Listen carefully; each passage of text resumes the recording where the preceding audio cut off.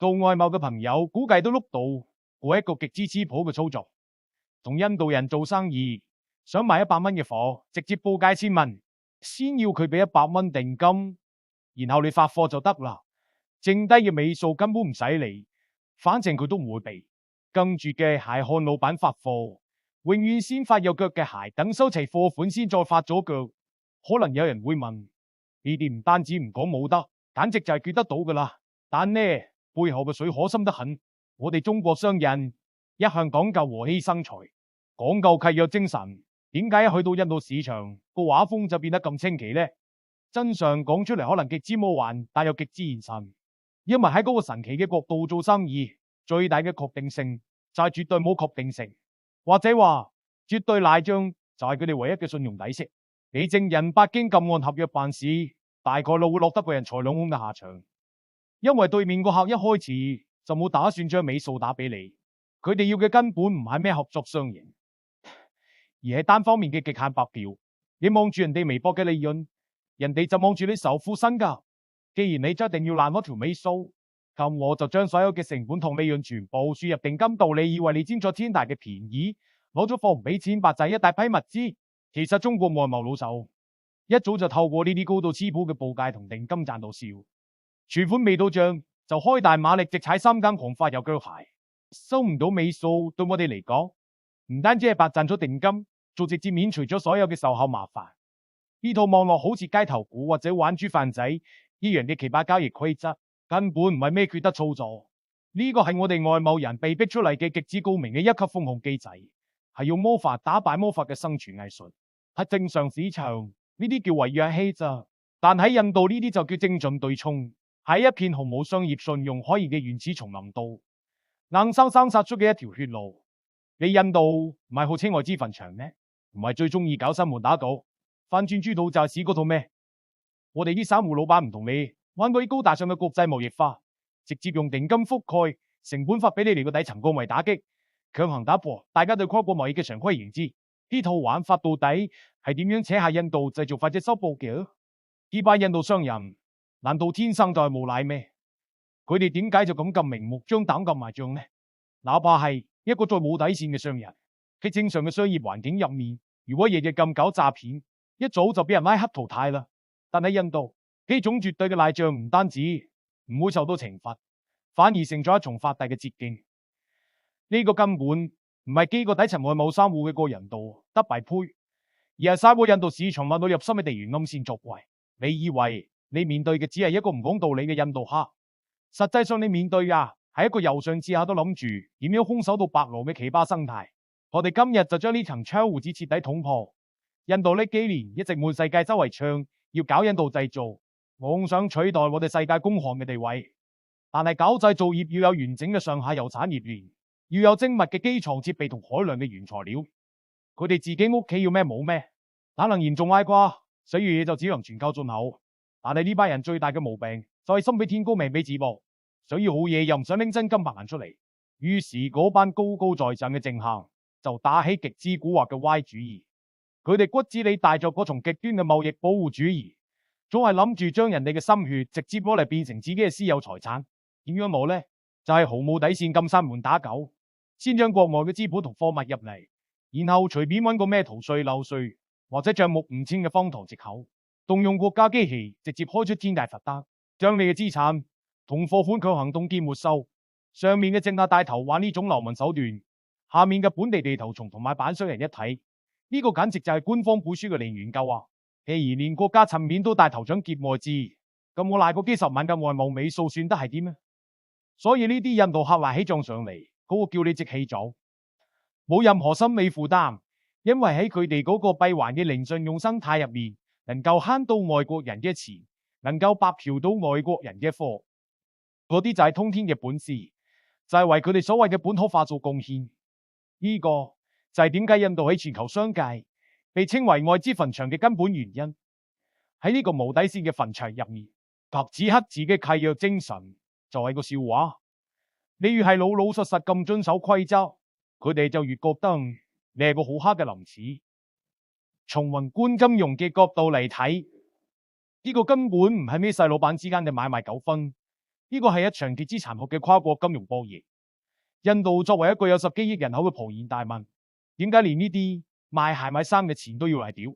更上極之扎心，因為佢哋極度缺乏外匯儲備，佢哋冇完整嘅高端產業鏈，產唔出咩可以去國際上玩取硬通貨嘅核心資產。佢哋嘅本國貨幣喺國際市場上幾乎等同於廢紙。咁點算呢？呢班人打嘅算盤陰毒得很，佢哋就係想透過呢組成規模嘅群體性賴賬，喺全世界各個製造國手上白嫖物資，強行完成佢哋自己國家嘅原始資本積累。呢啲喺金融學上叫咩？呢啲就叫主權級別嘅信用違約，本質上就係一場針對實體製造業嘅無底線金融收割。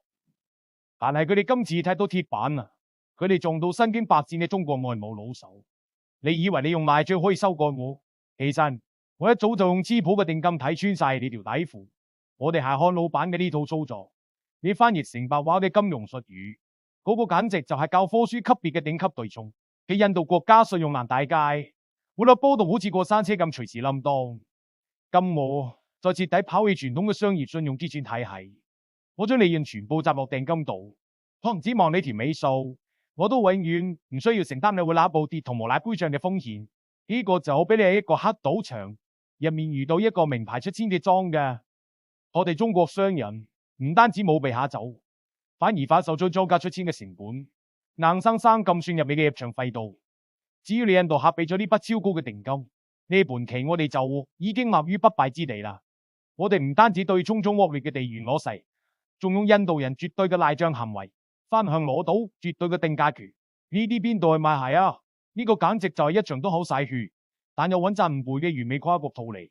喺印度呢個深水區嘅大棋盤上，到底都係啲咩玩家喺入面廝殺？你可能會覺得，連我哋呢啲精明嘅謀散戶都用呢啲奇葩手段先可以防身。咁其他老實人係咪一早就俾人刀連骨都冇得成？現實情況甚至比你想象中仲要魔幻。我哋嚟睇下嗰啲證人拜經跨國投資嘅全球巨頭係點樣俾人住嚟砌嘅。嗰啲跨國大漢帶住海量嘅真金白銀，帶住最先進嘅技術同流水線，走去印度健康辦企業，指望可以食到所謂嘅人口紅利。結果呢，前腳啱起好艱旱，流水線啱啱轉起嚟，後腳印度嘅相關部門就揾上門啦。今日開張天價罰單俾你，聽日用各種奇葩藉口將你嘅資產同戶口全部凍結。你同佢講國際商業規則，佢同你講本地嘅特殊法律。嗰啲國際上嘅行業巨頭喺呢個所謂嘅外資墳場度，就好似被套路嘅肥羊，俾人坑到嗰個叫慘味。你越係正規，你越係體面，人哋過你覺得就越狠。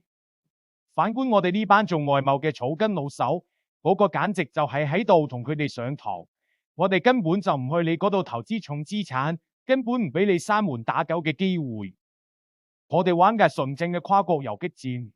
你想買我哋嘅衫褲鞋襪，你想入我哋嘅工業機器，完全冇問題。好高比例嘅定金先打入我哋個戶口度。我哋絕對唔同你玩嗰啲兜兜轉轉嘅合約條款，因為大家都心知肚明，嗰啲廢紙喺印度根本冇任何嘅執行力。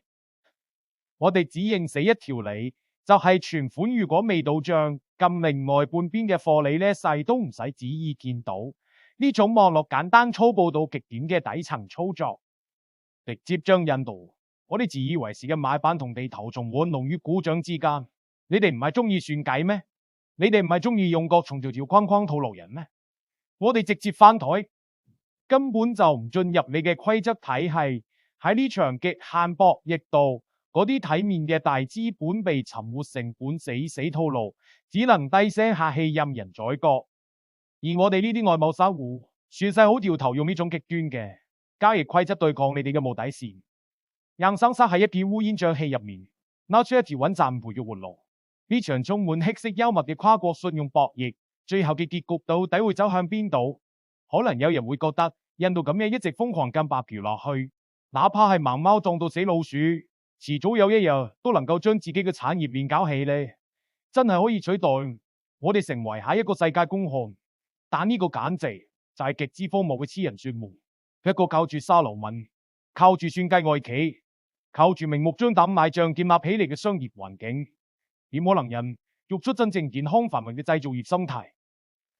呢個就好比喺流沙上面起摩天大廈，我第一開始就會徹底爛晒嘅。你冇契約精神真正嘅長期優，則資本就絕對唔會嚟。